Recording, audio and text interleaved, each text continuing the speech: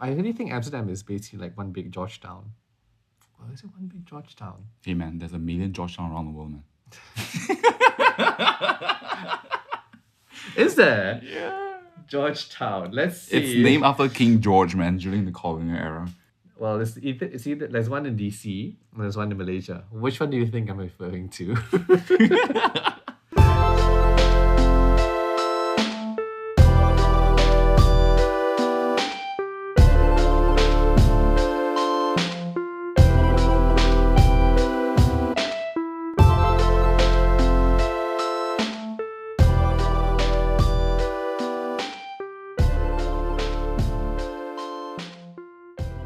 It is the 15th of January, 2022.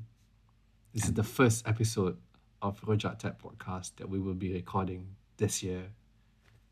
And we are live in person. Hey, hey, hey. Right, Morgan? Right. Yeah. So we're recording this live in person. I'm actually seeing Morgan right in front of my eyes here, which is a big change. Yeah. Because usually when we record, we don't even hop on a video call. Right? Yep. Yeah. And it's also been 2 years since I saw you.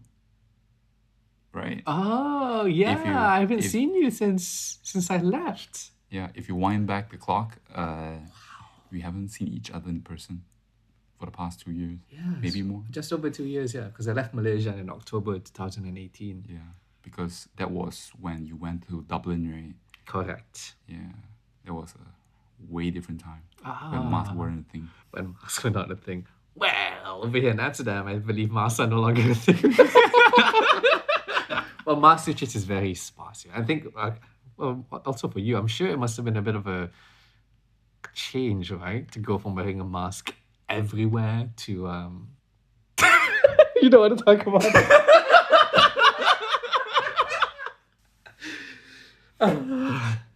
You're that petrified of people like commenting on the fact that you don't wear a mask here, that you don't want to even admit that you don't wear a mask. But how do you feel about it? I still try to wear masks as much as I can. Yeah. But because the weather here is colder, it's difficult for people to actually wear masks, especially people wearing glasses. Okay. Because you fog up your glasses and you can't see anything at all. And it's a bit difficult. Like I've tried different type of mask, trying to wear it more tight at the nose level, but it's still the same. Have you tried wearing it higher? That usually works for me. It Nice. looks ridiculous, right? The mask is all the way up here, and the glasses are like here. That's kind of the only way for me to make it work. I feel it's the same. It's like when you blow out air, the air will go up. Yep. And just fogs it up, and it's really hard to see. It's like dangerously when, like, for example, if when I'm cycling, if I can't see shit, better don't cycle at all. And yeah, I'm trying to adjust on this mask wearing policy, and I felt like I would definitely wear a mask indoors because there's a heater inside. So when you wear a mask, the condensation on your glasses wouldn't be so bad. And yeah, that's one of the few things I've been trying to adjust from 24/7. You have to wear a mask when you're out to trying to protect yourself when you're indoor and by wearing the mask. I think it's a very different mentality. Like in Malaysia, you're forced to wear a mask because the law requires it. So if you don't wear a mask, you get fined. But in Amsterdam, they take it a bit different. So it's like you wear a mask to protect yourself. Like basically, it's just treating people as adults over here, I would say. So it is now, what's the date today? It is the 15th of January, and I wanted to bring up the calendar because I wanted to actually check how many days has it been since you arrived here? So you arrived here on the 27th. Yeah. Correct. It's now been 2.5 weeks, Morgan. Yeah. Welkom bij Amsterdam. Hoe gaat het met jou? Alles goed? All is good. All is good. And when I arrived, the lockdown just begun, right? Short, like, right? I think the whole Netherlands version of lockdown. No, it was a week. We had been a week into lockdown at that point. Right. And this wasn't the first lockdown for us. It was kind of like, again. But yeah, you arrived here during lockdown, and it's a bit, I think some parts have been a bit unusual for you, right? The first 2.5 weeks. Yeah, like... But, yeah. how's it been? Doing good, doing great. Well, managed to have me settle down, getting a bank account, getting the phone number. Did you have to wait for the phone number to arrive? Yeah, I think about 2 days. I see. Have you heard about this technology called eSIMs? You cheeky bastard.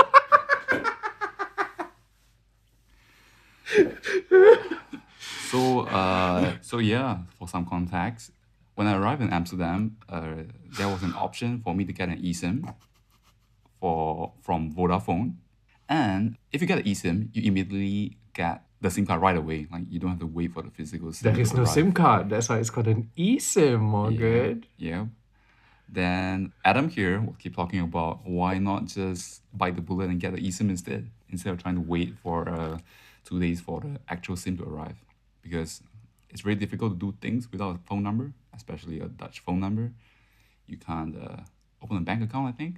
Then you can't have a phone number to buy a phone number.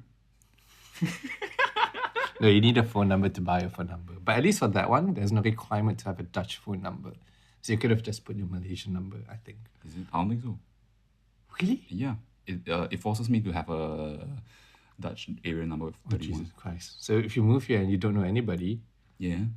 You can put your boss's number or my something. boss's number or Cool Blues office number. It's just a placeholder number. Yeah, I see. I don't know, because what I've been telling Adam is that having an eSIM is very inconvenient if you're the sort of person that would change phone from time to time. So it feels like, for example, when you have a phone, you want to change it over like 2 years later to pass it down to your parents or something, then you have to do that, migrate the eSIM thing, and sometimes it can be not as straightforward as just popping the SIM card and just popping right in. So the one experience I have as a developer is that I'm developing on an Android, but I'm using an iPhone. And back when I was in Malaysia, I'm actually on Max's eSIM card.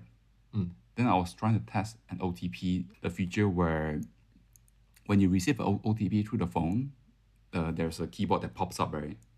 Yeah. Then if there's incoming SMS, it will let you autofill the OTP code, right?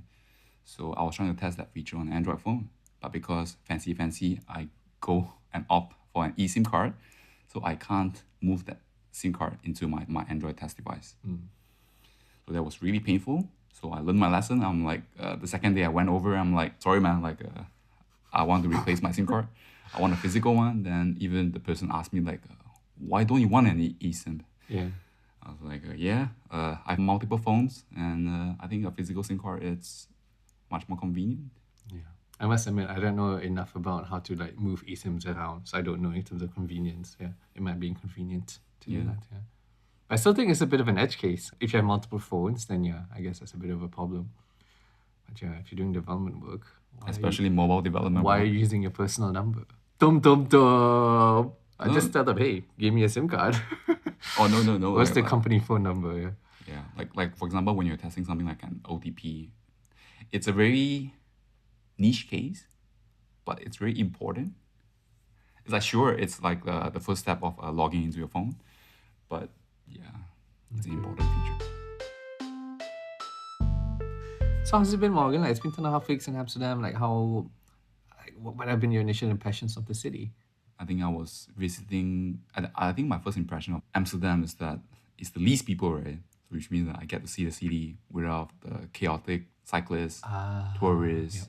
So I feel like there's some calmness of how chill and how serene the whole whole canal, the houses by the canal kind of feel. And like I keep telling everyone, like Amsterdam feels like very old but very new sort of vibe, because you see a lot of old buildings, but you get to see like fancy, I don't know, what is it, new, like modern touch into it. And yeah, get to cycle in Amsterdam on my second day. Is it second day? No. Oh yeah, because you rented an OV fix, right? Yeah, we rented a bicycle from the train station. So Adam took me around to give me a proper orientation of how to cycle, like what to look out for. And which side to stay on? Yeah, which side to stay on. Because so I've been driving on the left side of the road for the past 30 years, and coming over here, driving on the right side takes some mental adjusting. So even cycling over here have to do some relearning as well, because the bicycle here is a bit different, because the bicycle here are taller, I think. Yeah. And there's this fancy thing, they call it the back pedal brake. So which means that It's if not you fancy. it's fancy. I don't think it's fancy. It's fancy to me. I think it's like a step back from the technology that we had that I never knew existed. All right. Like we went straight to handbrakes. All right. I think that's like the gold standard, but I never knew there was this other technology called pedal brakes, which I think is a step back. All right. But yeah, you were saying the back pedal brakes. In order to apply brakes, you need to cycle the opposite direction, and in order to apply the brakes, so it can get quite a learning curve, because from where I come from, brakes has always been the handbrake, and it's how to say, it's always there, no matter. It's like how to say, it's easier to control with handbrake compared with a back pedal brake, because back pedal brake you need that timing. Yeah, you need to time it. I completely understand what you're saying because I had the same problems. Yeah. Trying to adjust to the back pedal brakes. But when you really think about it, it's the same level of availability. You either like pull the handbrakes or you just move your legs in the opposite direction. Now, the pull the handbrake, you can slowly apply the pressure for the handbrake. But for a back pedal, you really can't do that. You can. Yeah, that takes a bit more finesse. Yeah. Yeah, takes a bit more adjustment. Yeah, for a few times, I just want to jump off the bike in order to stop down. Yeah. Have you had a near-death experience yet on the bike? That was really close encounters. Yeah. So when I was like trying to cut people, Yeah. and somehow the people on opposite was driving too close to me, and like in normal circumstances I'll just slow down and just let the fellow pass. But in this case, yeah, I nearly banged to both of them, left and the right. Yeah, it's really because it's tall, and the bike tires here are very tall, skinny. but it's honestly made for people of your size. Yeah, So you're like the exact target market for the bikes here. yeah. That you were saying. Yeah. I was saying like how to say like for example, if like from where we come from, because the bikes are not so tall, so if the handbrake fails, you can always use your feet to like manually just like Yeah. stop the bike. Yeah. But here you can't do that, because to touch the ground with your feet on the bike, you only can touch half of your feet. Yeah. You have to tiptoe Yeah, in you order have to reach the floor. Yeah, the so you have ground. to tiptoe. So like the last resort to brake, there's no last resort. The last resort is just jumping off. Yeah. Yeah, jumping off the bike. It's true, yeah. That's also something that I had to get used to when I first got my Swapfiets. The height, I adjusted it as if I was still in Malaysia, so I could have easy access to the ground. But eventually I realized it wasn't comfortable. And it's not like how you're meant to supposed to ride the bikes. So it wasn't comfortable for me. Like my thighs would really burn after cycling for more than 20 minutes. And those are signs of like your height is probably not adjusted properly. All right. Yeah. Yeah, and the weird thing with Swapfiets is that you need a spanner to adjust the height, right? Yep. Yeah, which is weird. Unless you have a spanner at home. Yeah. Speaking of Swapfiets, if you go for the deluxe model, you will have the handbrakes and 7 gears, which I think is a complete life changer. Yeah, you can consider that. Yeah, and well, there's another difference is that Swapfiets, the deluxe edition, has a brighter headlights. I find it surprisingly in a way that the base model that I have, where I have to pay 17 euros per month, the headlights in front, it's there, but it doesn't help you when you're riding at night. Correct. I've seen Morgan say like it's shit, and I thought it was broken, but apparently that's just how they are. Yeah. And I don't remember when I had that basic Swapfiets, whether I had the same issue or not. I have a perception that I could actually see where I was going when I had my Swapfiets. But it is true, but when you move up to the deluxe model, you can actually see where you're going at night, which is a big game changer. Yeah. But so far, haven't have an issue of riding too dark and can't see the road yet. But I do notice that the streets in Netherlands aren't as bright, right? Like, do you notice like how to say, in a good way, is that there's no much light pollution in Amsterdam. So you feel like at night you can feel the night rather than it's bright and you can't even see the night skies. I think for me, because my bike has a proper light on it, the brightness of the surroundings is a secondary thing. As long as I can see where I'm going, I think it's good. I think I do get your point. It's not like the city isn't super bright at night. It's not like in your face kind of bright. Yeah, it's not New York City kind of light. Haven't been, but I assume it's definitely not New York City kind of light. Yeah. What do you think about Dutch food? What food? Morgan, I remember before Morgan came here, he told me very what's the word that she used Optimistic? here? It was very optimistic, yeah. I believe you can find good food anywhere in the world as long as you know where to look. And my reaction was kind of like, yeah, wait until you actually get here. But I haven't tried what they call it, the dish that you usually eat at the bar, the Oliebol. Oliebollen. Oliebol. I haven't tried that yet. Okay. But it's usually served in the bars, right? Yeah, it's a snack food, yeah. Yeah. But And what else is there? Yeah, sandwiches, man. It's like a national food over here in Netherlands. Sandwiches. so what have you tried so far in terms of Dutch food? The one that you brought me to, the Christmas food, that not the Christmas food, it's like they only sell it during Christmas and New Year. Oh shit, I'm messing up food here. No. What here? So this is coming from someone who has been staying in the Netherlands for 2 years. So Oliebollen is not served at bars. That is the Christmas food that we're talking Oh, about. all right. Bitterballen, that's what it's called. Yeah, Bitterballen is the one that's served in bars. Yeah, All right. So Bitterballen, it's like fried. it's deep fried mush basically. Alright. If you think of like a really thick like meat gravy soup, and then Yeah. you just cover it in flour and you deep fry it. Alright. That's Bitterballen. Okay. And It's you have to dip. there's really nothing to. Yeah, like I know. I'm guessing there's a bit of what do you call it? Not stigma. What's the positive word for stigma? There's a bit of Stereotype? yeah. There's some expectations surrounding Bitterballen because it's like Dutch food, but it's Well, there's another one that I tried during the cold winters when it's what's it called again? At the Kibbeling. fish place? Yeah, Kibbeling. Yeah? Kibbeling. Oh, Kibbeling. I think is nicer things here. Yeah, so Kibbeling is fried fish, but kind of like finger size. Fried. Fried fish chunks is what I would describe it. Yeah. But really, that's just it. But I was wondering, like, how about sausages? Not sausages. They call it another name, right? Not sausages, like the The worst. worst, right? Yeah. Like, They're just big hot dogs. is there like Dutch delicacy that uses wurst, which means like sausages, like giant sausages for their meals?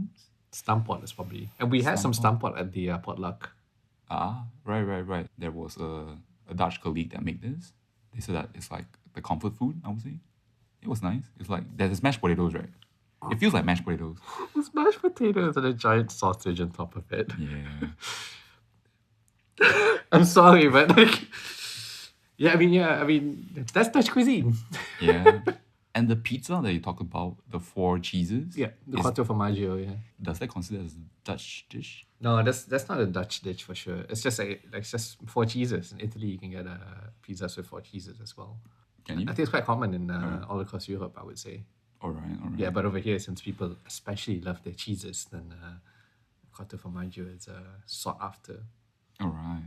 Well, I'm still optimistic. There's like good Dutch food that you're able to get here. I'm still optimistic because since right now I arrive in a weird time where everything is closed during lockdown, so more exploration. Yeah. I hope you find something. I want to be proven wrong on this note. I do have a perception. I admit, after living here for almost 2 years, I haven't really explored a lot of Dutch food. But there's just a perception that I have that it's just not much to look at.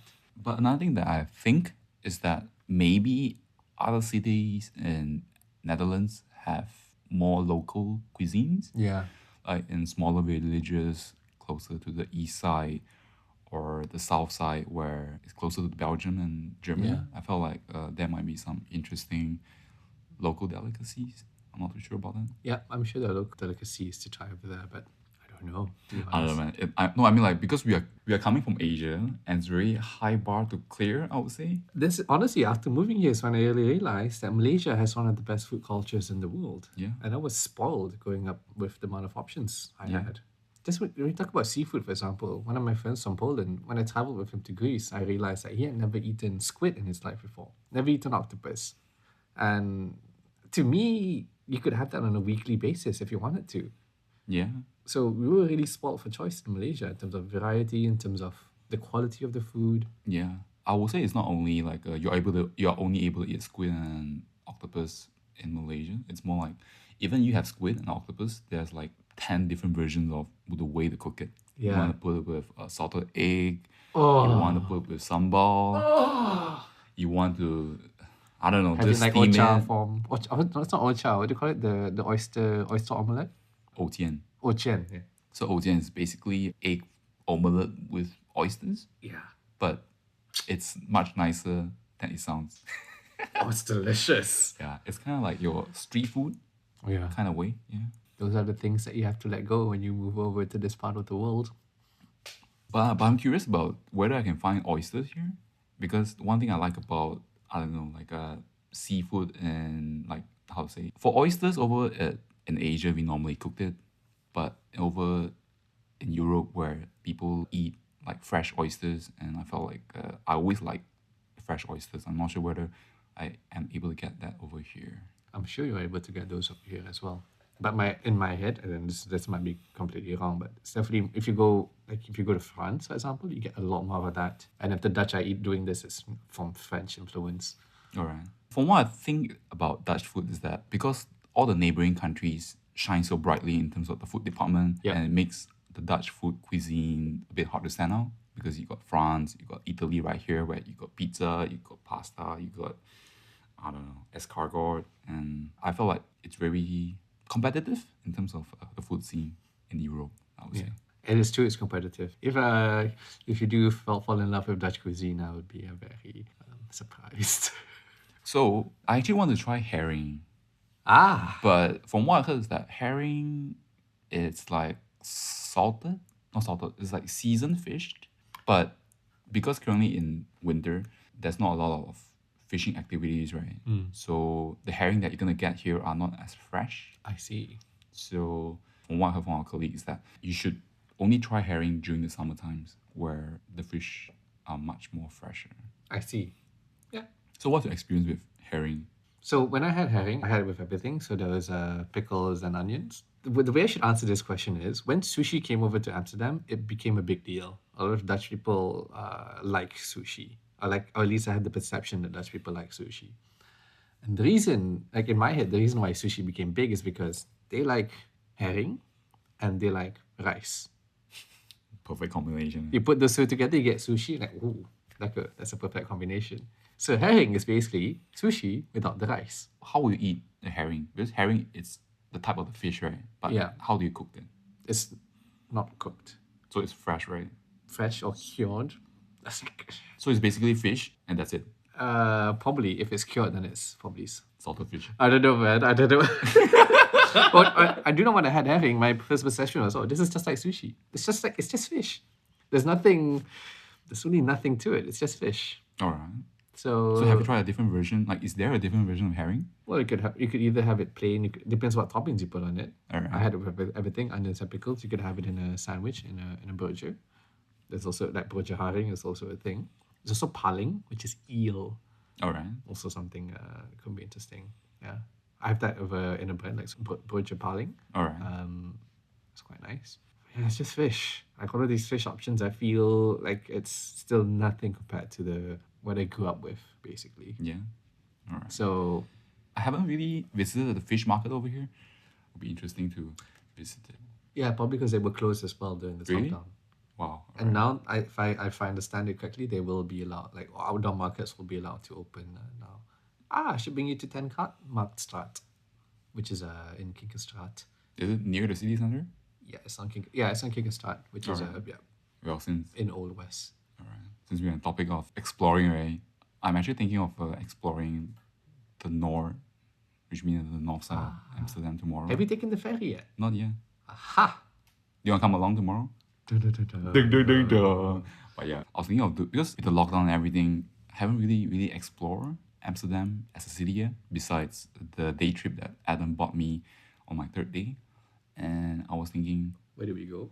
the bicycle. I see. Yeah, that's a city center. Yeah, When there's a sun, and I took that incredible photo. Oh yes. Oh yeah, that one. Okay. Yeah. That was the third day, right? Vondelpark. Vondelpark. That was on the way to the Vondelpark. Oh, you had a bike already on that time. Oh yeah. Yeah, so that's like the fourth or fifth day. I mean, you had a week before you started work. I think it was Yeah. one of the last days before you started working. Yeah, because there was sunshine and Adam somehow attracted to sunlight, so he. It's like a. I honestly think you will have the same perception next winter. I feel like you over here is like how I was when I first moved to Dublin. The first winter was like, yeah, I don't need the sun. This is nice, different environment and everything. And then you go to a summer and then you realize, oh shit, I really miss the sun. And then your second winter might be difficult. All right. But we're not the same people, of course. But Yeah. I'm very curious to see whether you have that effect. Because you seem to like this kind of weather. And like you told me from the start that you would enjoy this kind of weather. And I personally was very like, are you sure? Like once you get here, I think you'll realize it's not that great. But you've been enjoying the weather. Yeah, I love the misty feel, the temperature, I would say. But the wetness can get in the way sometimes. Because my gloves are not waterproof. So sometimes some water will get through and just That makes it really bad, yeah. Because then when your gloves are cold and then you put the gloves on, it's like even worse. It's like a multiplier of coldness. Yeah, that's awful. Because I was like usually I get off work at 5:00. Yeah, and it's already pitch black dark. Not yet. So the sun sets around 5:30. No. So with that little sunlight, I'll usually. Sun sets at 5:00 nowadays. Really? Yeah. I think probably last week was fine. This week, the day is getting shorter each day, right? The days are getting longer. Really? Or because of winter solstice, right? Winter solstice is the time when it swaps over from days getting shorter to days getting longer. Alright. So we're on an upwards trajectory in terms of how much daylight we're gonna get, which I love. But I think when you arrived, sunset was about 4:45. I see. Yeah, I think so recently when I get out of work, so I'll try to ride to Vondelpark. I think it's like 6 minutes from work. Then Depends on how fast you cycle. How far I cycle. And Do you take that route that goes past the lake on your right? Yeah. Oh, that's the nice way to get there. Yeah. Yeah, and On the summer days, that lake, we would stop by there and have lunch outside because there are some benches there. oh Those days are really nice. yeah, there were some benches. I'm like, yeah, it's cool if it's not that cold. I don't mind sitting down the whole day over there Yep, on a nice sunny day. because it's quite windy over there as well. Yeah. And I grabbed a few photos over there. Quite like it, like during that dusk moment. Yeah. So recently, because everywhere is closed, including museums, and park is the only way that I'm able to go out. Yeah. And I also noticed that a lot of the parks are really crowded.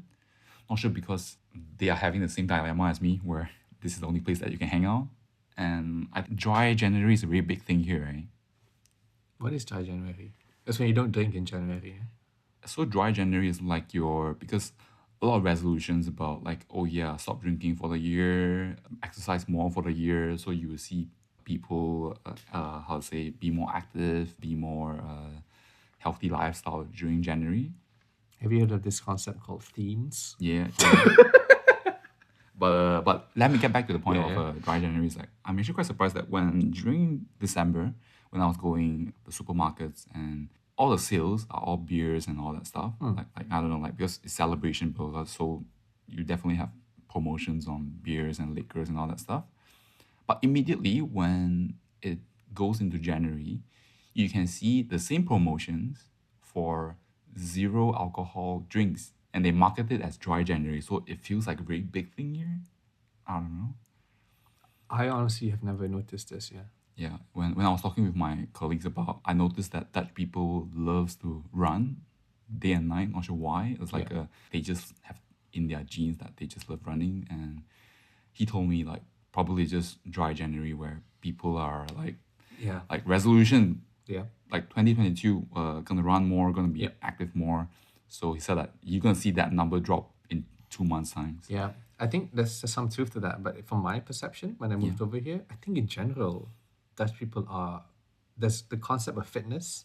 It's more like a culture here. There's no like, oh, I have to go around and stuff. It's just I do think people over here are generally fit. When you look at when you go to the park and you say it's crowded and you look at the people are generally fit here.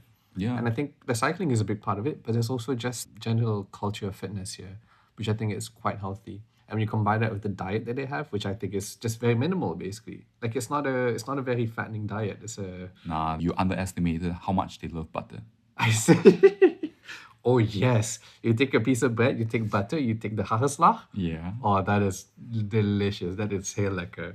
Have you had that? Yeah, I have done. Oh, I was the a bit, butter's perfect to keep the Hagelslag from like dropping Yeah. off. Oh my god. I was a bit skeptical at first, but once I tried it, I'm like, yeah, I can see why they go crazy about it. Hagelslag.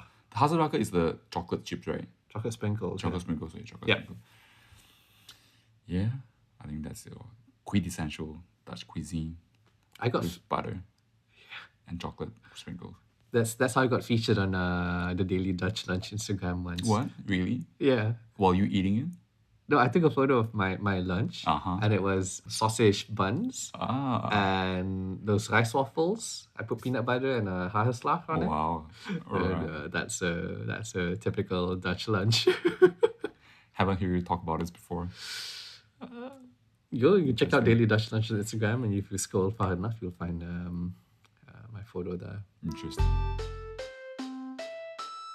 Since the lockdown measures has been relaxed, so I think the city gonna like come back to life again, and I felt like this might be the chance to slowly get to know Amsterdam a bit better, get to explore Amsterdam a bit more, and perhaps once I get familiar with Amsterdam, I could travel around Netherlands to Rotterdam, The Hague, and yeah, that's looking forward to it.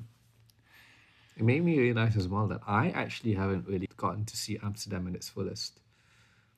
Because when the measures were at their lowest last year, I was in Malaysia. And when I came back, it just wasn't so nice. Actually, when you came back to Malaysia during summertime, over here in Netherlands, it's like no restrictions at all, right? Yeah, it's like basically. full open, Yeah. come back to life, right? Yep. My first summer here was actually like that. There was no restrictions during the first summer, but the world was going crazy. Yeah, So I had a lot of, anxiety. not anxiety. Yeah. A lot of pressure as well, because at the time I hadn't really built my network here in Amsterdam. All right. So most of the people I was talking to were still based in Malaysia, and in Malaysia, everyone was COVID crazy from day one. So I got a lot of influences from that, but now I'm pretty chill about it. All right. But I'm also looking forward to Amsterdam being back to normal again, and I hope you get to experience it because it is quite nice. Tomorrow? No. But I was thinking of visiting the Asian market tomorrow as well. Like just to have a look at it, because I don't know, it's like when you talk about cooking stuff for your friends and stuff, right? You're definitely gonna cook something that you've eaten before, you're familiar with in Malaysia, right? And Yeah. the only place you can get stuff like that it's through Asian market. So Yeah. Oh, so you haven't been to any of the Asian markets, yeah? I Like, see. like- Which one are you planning to go to? Okay, yeah. I'm waiting for someone to recommend me. I see. Someone who has been staying here for the past 2 years. Well- Amazing Asian food. I've only been to one Asian market, to be Alright. honest, yeah. I'm sure if you ask them the Malaysians in NL group as well, they'll be Yeah. able to throw you a million suggestions. But I don't think they're much different. Alright. Asian markets are just Asian markets. Okay. I mean, yes, you're correct. You'll find your ingredients, but I don't think between them that they're not that different. The one thing I want to find is dark soy sauce. It's like I think there is, right? No? Difficult. was it before you came here, or like after you just arrived here? Like a Malaysian that I know told me the two things you will always bring back from Malaysia is ikan bilis and a certain kind of soy sauce. I think it's the dark soy I sauce. think it's a dark soy sauce, and It's that's the the one you cannot get here. But yeah, because I'm looking forward to cook stuff for friends and hopefully can get something from the Asian market. That'd be really nice. Cool. All right. Well, as the Dutch way saying of doei, as in bye. Is that correct? Yes, that's correct. Yes. Why the hell you laugh? You make it sound like I don't know how you say it. I mispronounced it or something. No. Yeah, that is klopt. Yep. Ja, Alright. morgen spreken we later. All right.